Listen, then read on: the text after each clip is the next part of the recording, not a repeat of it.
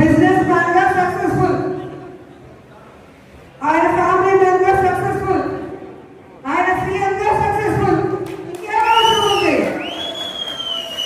కానీ రాష్ట్రంలో కూటమి ప్రభుత్వం వచ్చిన తర్వాత వాళ్ళు చేస్తున్న అరాచకాలు, విధ్వంసాలు చూసి మనని నమ్మిన కార్యకర్తల్ని మనం కాపాడుకోవాలి, మన కోట్లేసిన ప్రజలకి మనం అండగా నిలబడాలన్న చిత్తశుద్ధితో ఆ రోజు నుంచి ఈ రోజు వరకు పని చేసుకుంటూనే వెళ్తున్నారు.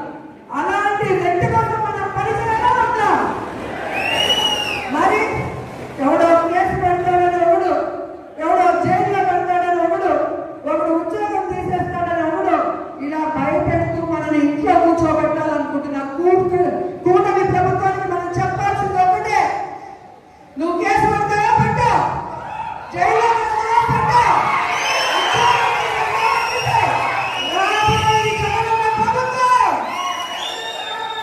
కేసులు పెట్టిన వాళ్ళకి, విధ్వంసాలు సృష్టించిన వాళ్ళకి వడ్డీతో సహా ఇచ్చేస్తాం. ఉద్యోగాలు పోయిన వాళ్ళందరికీ కూడా గుడ్ బుక్ లో పేర్లు వేసి వాళ్ళకి ఉద్యోగాలు వస్తాయి. ఎవరైతే ప్రభుత్వంలో ఇబ్బంది పడ్డారో ఆ ఇబ్బందుల నుంచి వాళ్ళకి బయటపడేసి వాళ్ళకి ఫస్ట్ ప్రయారిటీ ఇస్తామని కూడా ఈ సందర్భంగా తెలియజేసుకుంటున్నాం.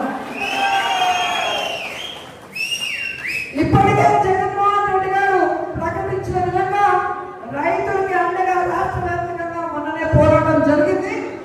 రేపు ఈ విద్యుత్ బిల్లుల పెంపు మీద రాష్ట్ర వ్యాప్తంగా నియోజకాల వారీగా ఉద్యమం జరుగుతుంది. అందరూ కూడా వచ్చి ఆ ఉద్యమంలో పాల్గొనాలి అని కూడా ఈ సందర్భంగా తెలియజేసుకుంటున్నారు. అలాగే జనవరి 3వ తేదీ విద్యార్థుల కోసం ఫీజు రింబర్స్మెంట్ కోసం జగనన్న పిలుపునిచ్చాడు. అందులో కూడా మనం అందరం పాల్గొనాలి, ఈ ప్రభుత్వానికి బుద్ధి చెప్పాలని కూడా ఈ సందర్భంగా తెలియజేసుకుంటున్నాను. ఎందుకంటే మనం సైలెంట్ గా ఉంటే పచ్చ ఛానల్లో అబద్ధాలు చెప్పడం